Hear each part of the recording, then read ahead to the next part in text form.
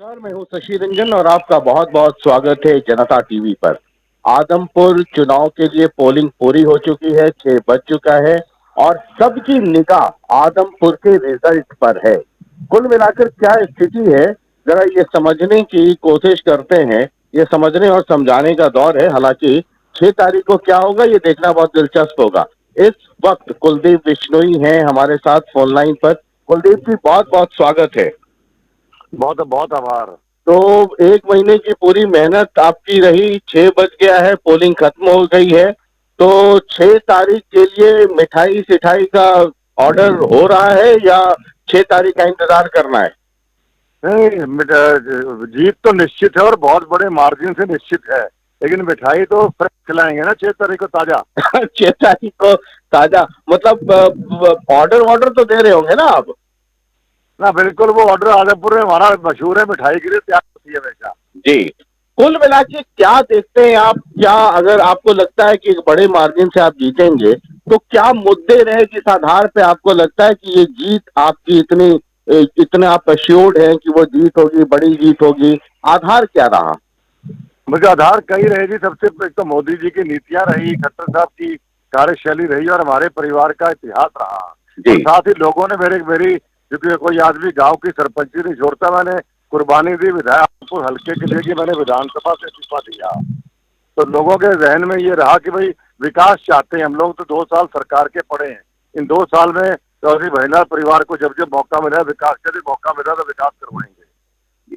ये मुख्यमंत्री आए आखिरी दौर में, 1 तारीख को एक बड़ा जलसा भी हुआ, सभी लोग वहां पर मौजूद थे। तो बीजेपी, क्योंकि आप तो हमेशा बीजेपी के दूसरी पार्टियों में रहे, हालांकि एक बार गठबंधन रहा लेकिन वो एक छोटे टेन्योर के लिए था। बीजेपी में जाना कितना लगता है कि ये आपका एक बड़ा सही कदम रहा और बीजेपी का कितना सपोर्ट मिला आपको और खास करके मुख्यमंत्री का?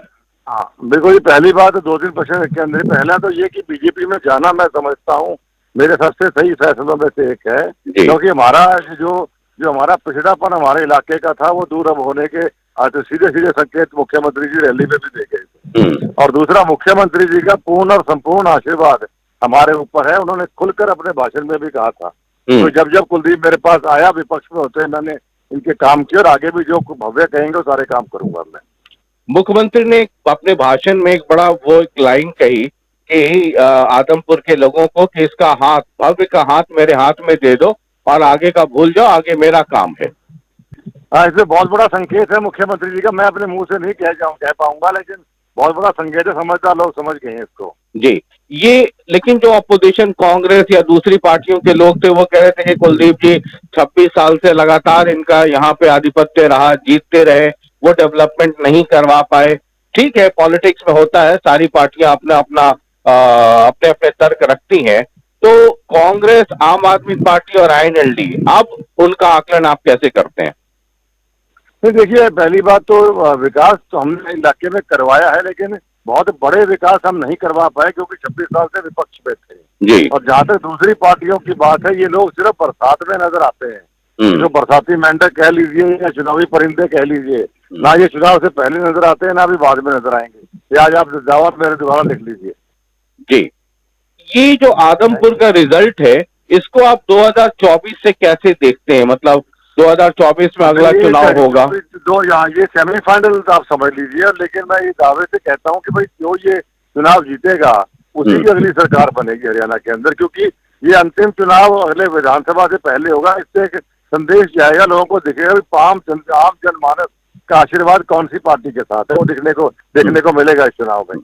एक आखिरी सवाल, आप थके हुए भी होंगे, अभी बहुत लंबे समय से मेहनत कर रहे हैं आप लोग लगातार। आप जो 6 तारीख को कह रहे हैं बड़ी मार्जिन, बड़ी जीत, आपके अनुसार वो आंकड़ा क्या हो सकता है? ये कुछ भी हो सकता है। हम 72,000 की लीड को भी रिकॉर्ड भी तोड़ सकते हैं, लेकिन मैं 30,000 से अब तक 6 चुनाव जीता हूँ मैं। मतलब आप देख रहे हैं 30,000 से ऊपर की लीड? हाँ, मेरा रिकॉर्ड तो तोड़ ही देगा भव्य। भजनलाल जी का रिकॉर्ड भी तोड़ने के करीब भी हो सकता है, तोड़ भी सकता है। चलिए, बहुत बहुत शुक्रिया हमसे बातचीत करने के लिए। बहुत बहुत शुक्रिया, बहुत बहुत शुक्रिया।